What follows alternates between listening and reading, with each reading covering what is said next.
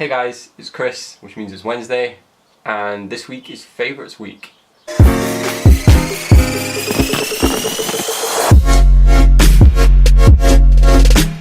So this week I didn't really know what to do, so I decided to do my top 10 favourite Marvel films.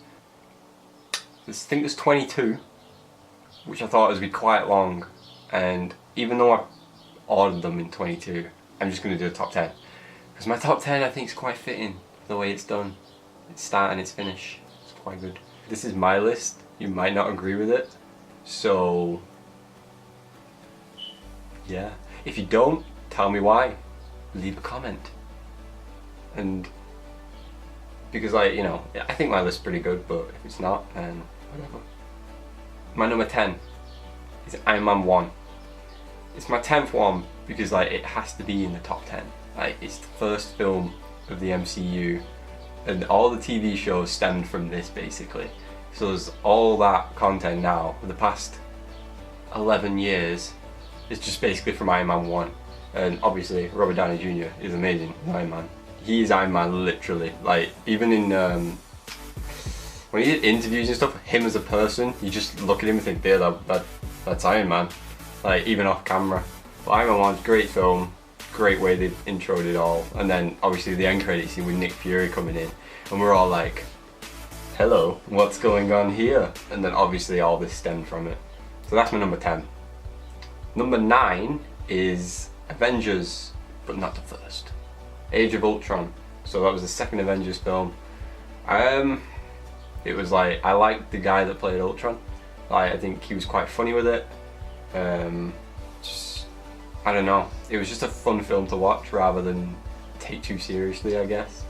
Going off the first Avengers, obviously though, they kind of all knew each other more, and it was more about them as people, what they wanted to achieve. Number 8, I've got Guardians of the Galaxy, the first one. First one I thought was, yeah, I enjoyed it a lot more than the second. Still really enjoyed the second, but the first one, because it's new, I think they got things, they just delivered it really well, because obviously it was totally different to anything we've seen before. Not the first team-up film, obviously, because of Avengers, but still really good. Obviously, the way they interact with each other. I think Drax is my favourite Guardian. Just, I don't know why. Because he just thinks he's amazing, but he's clearly not. I don't think I've actually seen him do anything in the films that's really impressive. Obviously the soundtrack is just amazing, well, both of the films, but the first one I think the songs were better, and that might be why I like it more. So number 7 is the first Avengers Assemble. That was just a great film because it was the first time that we'd had all of them come together. All of them? Well, 6 of them, but do we even count it as 6? Because only 4 of them had a film before that. But yeah, we'll just say 6. So the 6 of them came together, and it was just really good and amazing, and they sort of had 2 halves to that film. The first half was just them setting up the Avengers. They all fell out, they all fought each other, and then they all came back together, and then they fought aliens for the second half of the film, which was just nice, and then all the team-ups. And I know there's one shot in that film that literally pans between each character, I don't know, Hawkeye will shoot an arrow, it follows the arrow, then it'll be at someone else, Iron Man will fly by, it'll follow Iron Man, and it ends with Hulk punching Thor, and it's just a great scene. That's my favourite scene in the whole film. Number 6, Captain America Winter Soldier.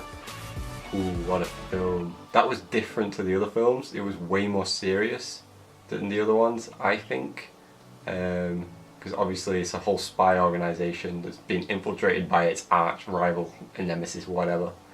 So that was such a different tone, way more serious. And I know that was the first film the Russo brothers did, and you can see why they got a lot more. I think it's the first time you see Captain America, because he's quite a trusting person, and it's the first time he goes rogue, doesn't know what's going on, what's real. So top 5, number 5 is Thor Ragnarok. That was just too good, because Thor, I liked Thor, I really do, I liked his character. His other films were quite low down in my list, But Thor as a character, I enjoyed. Like, I liked his old style kind of thing going on. Both his films and Avengers films. But then when they brought out Ragnarok and totally recreated him, that was a great idea, because he's just, I don't know, he's so funny. Obviously with Hulk in it as well, it just made it even better. Because the banter they have between not just Thor and Hulk, but Thor and Banner. Okay, film number 4. My favourite character, Spider-Man Homecoming. So when obviously he was in Civil War first, so we kind of got a bit of a feel for him, but Homecoming, that was like, it was a Peter Parker that was aged appropriately to be in school. Why did no one think to do this before? I don't know, but they did it, and in my opinion, it's the best Spider-Man film we've had. I think Tom Holland fits it perfectly. Like, he's great as Spider-Man, great at Peter Parker, and like, the stakes weren't majorly high, but I think that's what I like. Because Spider-Man's like, you know, doesn't always have to save the world. And it's like, well, Iron Man's around, they're doing the bigger stuff. So, my third favourite film is Captain America Civil War. That just had everything in it. It was basically an Avengers film. But it wasn't. It was the Avengers fighting each other. Which we have a lot of, but not with such a moral dilemma. That whole airport scene was amazing. It had so many characters in it, and like half of them were new. Like Black Panther, new character. Pretty cool character. Spider-Man, my favourite character. Amazing character. Okay, alright, so that film sets up my second favourite film, which is Infinity War. Duh. So we finally see Thanos, and it's like, oh shit. Loki and Heimdall die in the first 5 minutes, and you're like, and he beats the crap out of Hulk and basically just ruins Thor. And it's just like, what the hell? This film's not even started. 2 main characters have died, and he's beating up like the other 2 main Avengers. Is like, what is going on? And you just sat there like, what? And that's without even using the stones. Infinity War is basically the backlash of Civil War, so they've all split up, no one's speaking to anyone. So you've got like 2 parties. You got Iron Man, Spider-Man, Strange, they're just chilling. Obviously the Guardians do the thing, and then you've got Wakanda and Cap and all them, and it's like 2 different sets of people. And obviously, because it's disbanded, Thanos can just easily clean them up. Obviously I'm pretty biased. My favourite part about that film was Spider-Man. Like, he's just hilarious all the way through it. All he wants to do is just impress Tony. Obviously at the end, they don't win. No one's ever seen a superhero film where the heroes don't win. So for them to all lose, and then it just ends with half of them gone, and you're just like, what? Like, I went to the cinema to watch it, and I went with this one. I went with her and my cousin. We went to the midnight launch, and we all came. I think I was sat there for the credits, and I was just like this. Like, none of us knew how to react. It was just such a crazy ending. Like, for a film to make you feel like, what the hell? And my number 1 film is just Endgame. I don't know whether that's because it's new still. So obviously it came out a few weeks ago. Midnight launch again. Yeah. Couldn't not do it. It's like, I don't know whether that's my favourite film or Infinity War I will prefer it over it because it's still new. But at the moment, I see it as the icing on the cake for the past 10 years.